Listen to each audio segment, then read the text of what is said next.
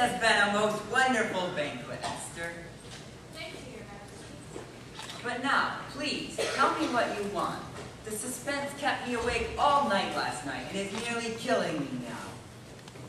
Tell me what you really want. I offered you up to half of my kingdom.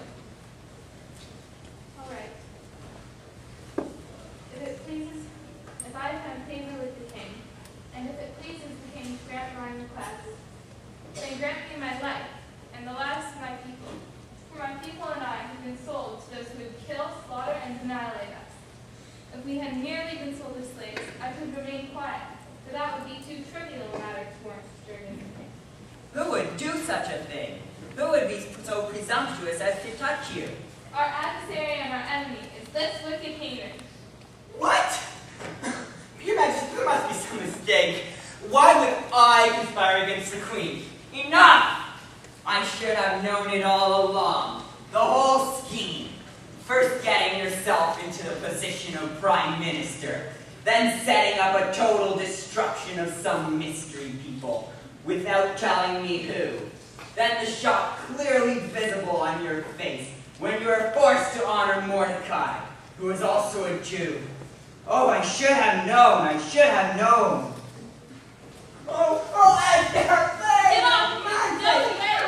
Will you even assault the Queen right here in the palace before my very eyes?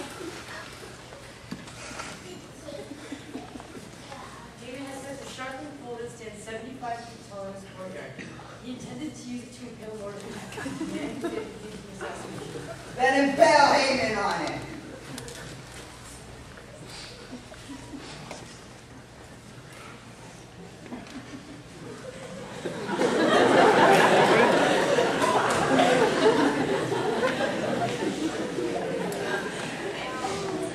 Esther, I'm so sorry this happened to you.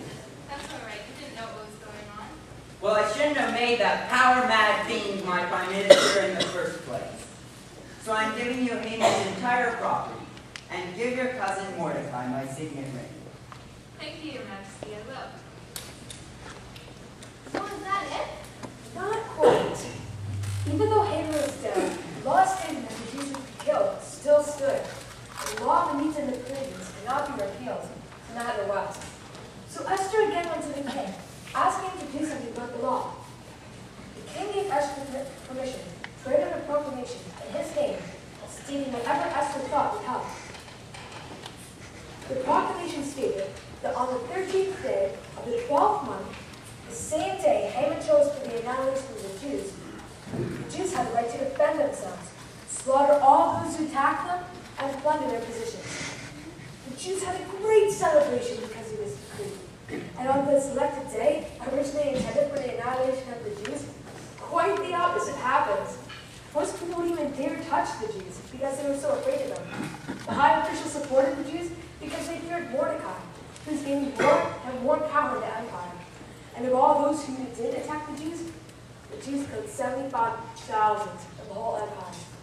In fact, in Susa, the slaughter went on an extra day. When they were done, they had a huge celebration. Mordecai proclaimed that on the 13th and 14th day of the 12th month of every year, the Jews shall have a great celebration, a time of giving gifts and feasting. The celebration was called Purim, the ancient word for lots, and we still celebrate it today. Wow, that's amazing. What happened to Mordecai in the end? He became prime minister and was famed among the Jews, where he continued to ask for the welfare of his people. That's a really cool story. Did it really happen? Yes, it did. But there's one more very important lesson I want to tell you about this story. A lot of things that people might call good luck or coincidence, like how Mordecai uncovered a conspiracy and the king failed to award him until moments before Mordecai could have been impaled, or the fact that the king couldn't see that particular event. Or you could go on to many other events, like Esther being made queen, or even farther, Esther's natural beauty. But the king becoming so drunk at his party, he called his wife to come, and when she didn't, got rid of her. As God's chosen people, we must not view these events as chance, but as God's sovereign will. Ultimately, this story is about the providence of God, and how he's at work in the world through the lives of his people. Well, it's way past your bedtime. Sounded to me sleep. Okay. Do you think you can tell me that story again tomorrow? Of course. This would be a good, exciting story to tell your friends. Oh, I'll tell my friends, all right. That's probably my most favorite story in all the world, and I can't wait for the Feast of Purim next year. Peter can have some.